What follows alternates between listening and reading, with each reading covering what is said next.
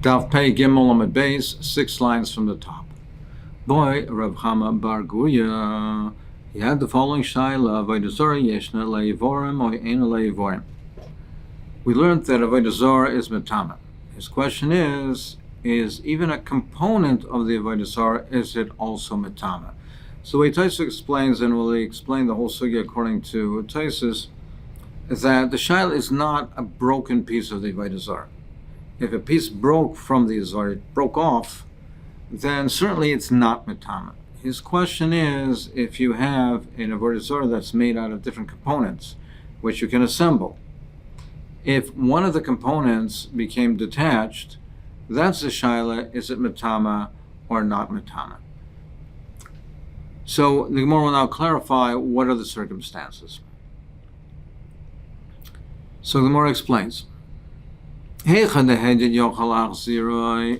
component became detached and the situation is such that even a person who is not a professional, who is not a trade, someone who is not a experiencer, a regular person can, if he can reassemble it, if he can put it back, then lo tiboilach.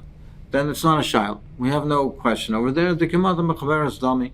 We treat it as it's already, it's assembled. It can be easily assembled. Even a hedge can do it. So we treat it like it's complete. And that's not a shaila, and therefore it certainly is metama. Kiti boila, what is the shaila? It's heichad ein ha'heded yochal zira. It's the situation is that it needs a professional to put it back together. It needs an uman to put it back, to reassemble it. So what's halach? Do we say do we say that since it cannot be done by the ordinary person, he cannot put it back, he cannot reassemble it, therefore it's like it's broken, and therefore if it's broken it's not metama, so this is also not metama? Or do we say no, but saif kol saif, it's not chaser and it's not broken, it could be reassembled, it needs an uman, it needs a professional, but nevertheless, it could be reassembled. That's the shaila. That's one approach, one way to learn it. Some learn it taking a different approach. If a hedge cannot put it back together, it's not a shaila. It's certainly considered broken.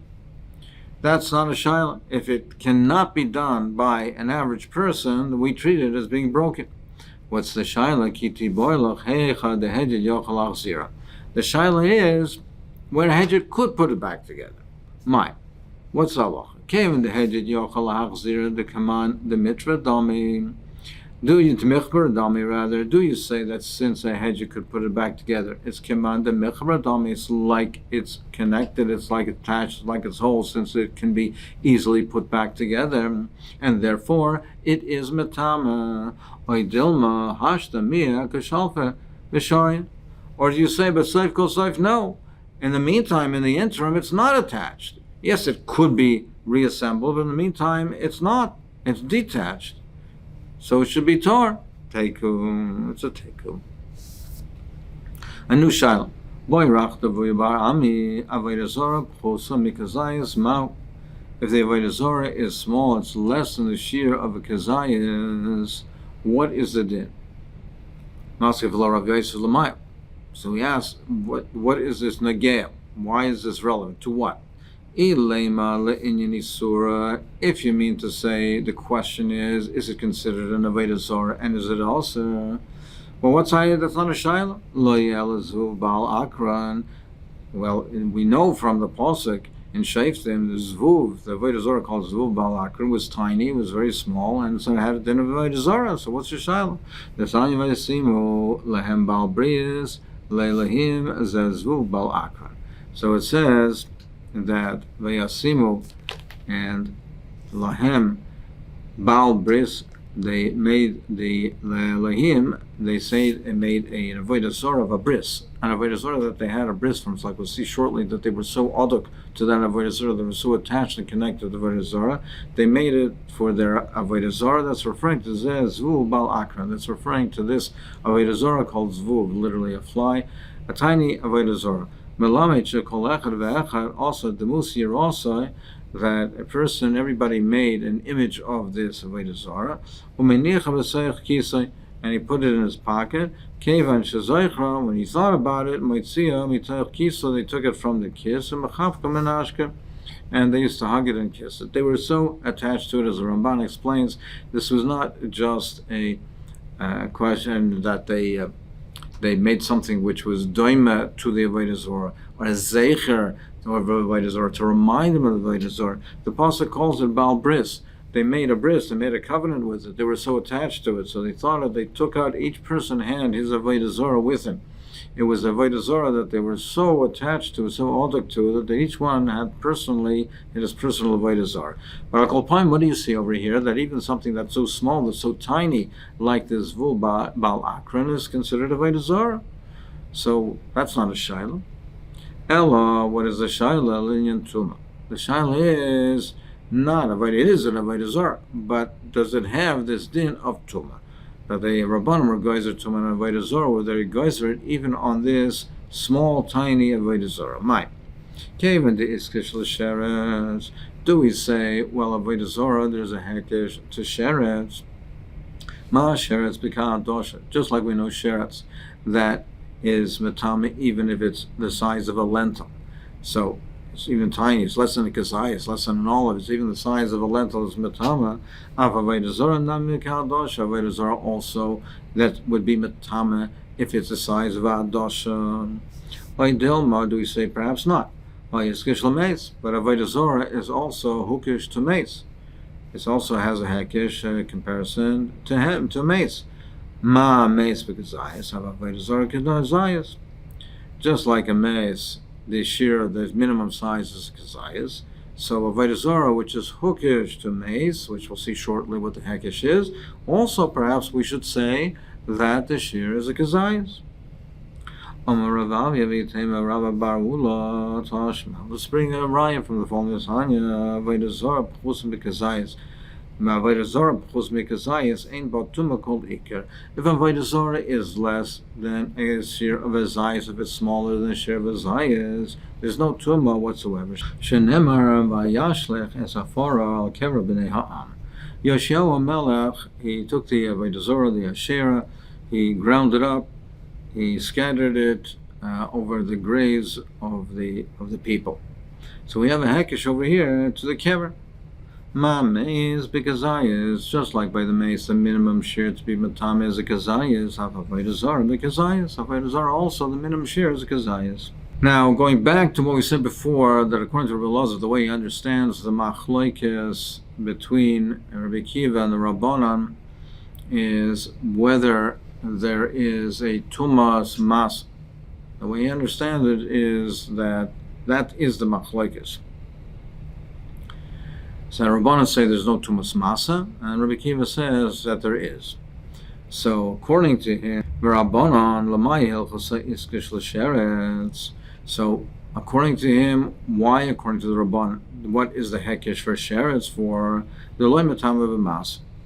It teach me that it's not matama b'mas. Lenida de'ena leivor. The hekish to nida is to teach me, can't be teaching me that there's tumas masa, because there is no tumas masa, and that's the hekesh from sheretz. So what is the hekesh to nida?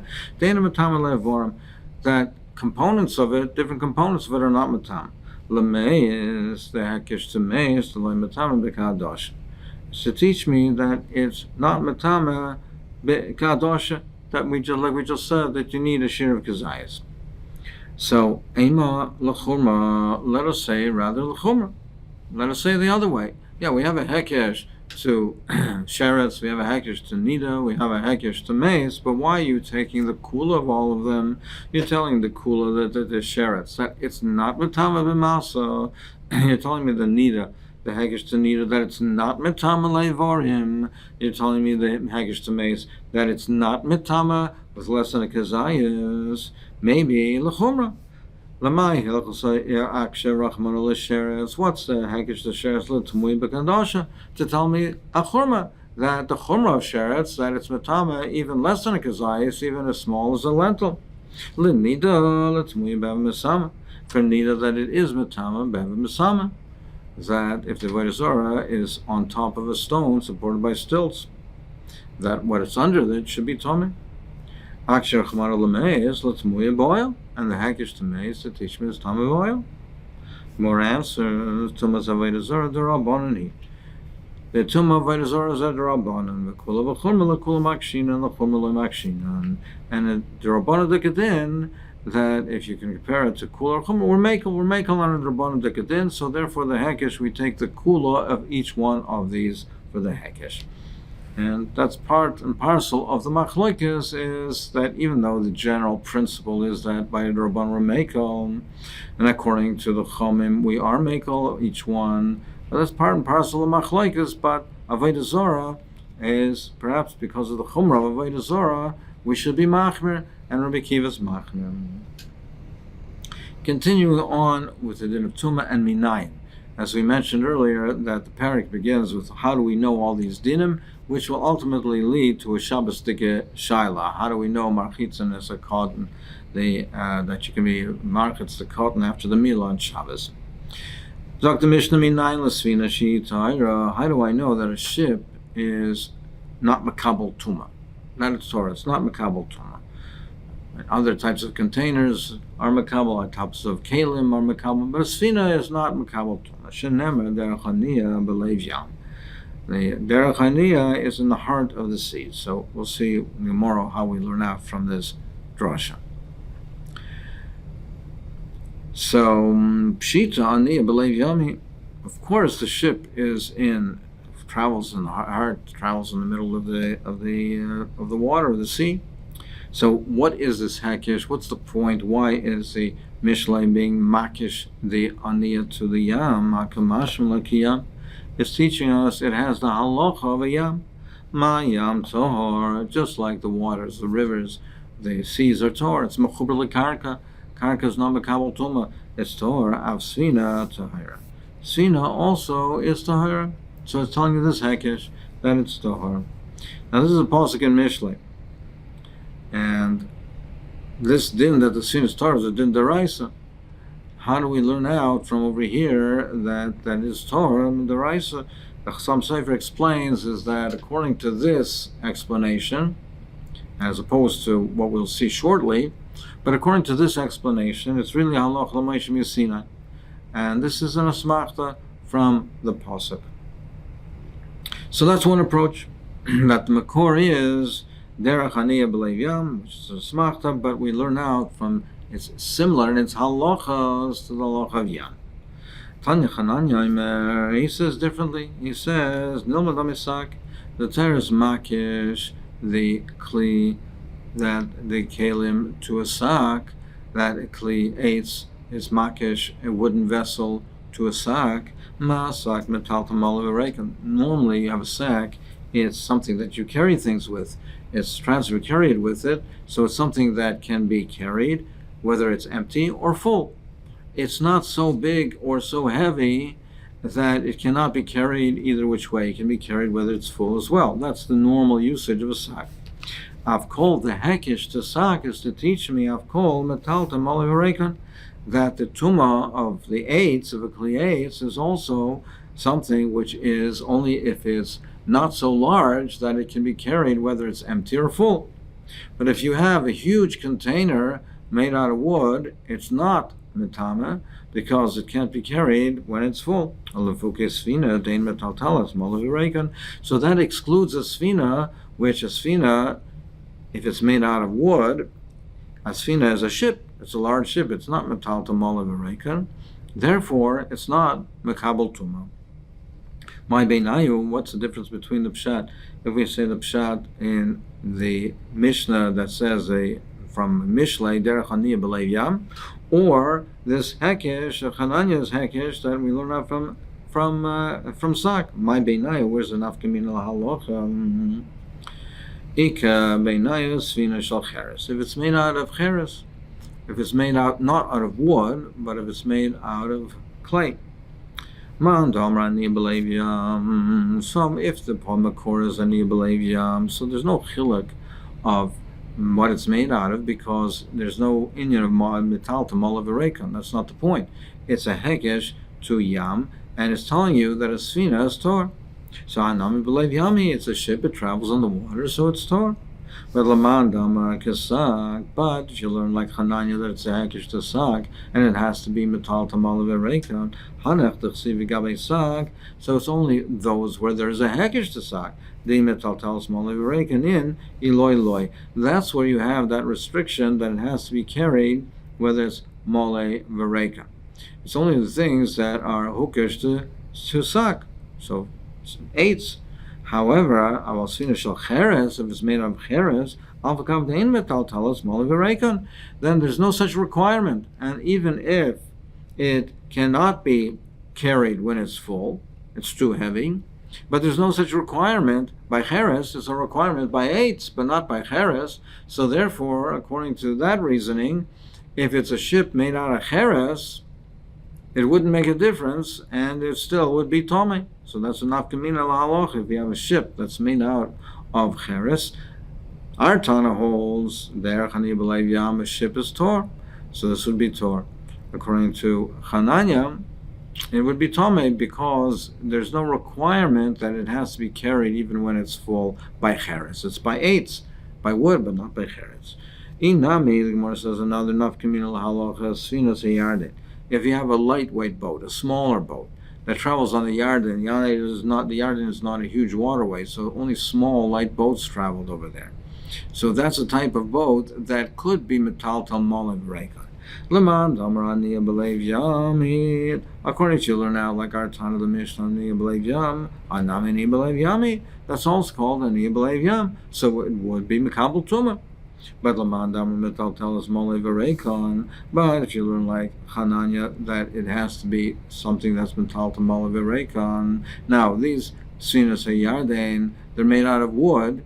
If they're made out of wood, then they have that restriction. There's that requirement that it has to be metal to Mole Verekon. However, Hanami Metal tells Mole Verekon. However, since these are small and light, they're not that heavy. They are carrying Mole Verekon. So therefore, there would be Makabal Tuma.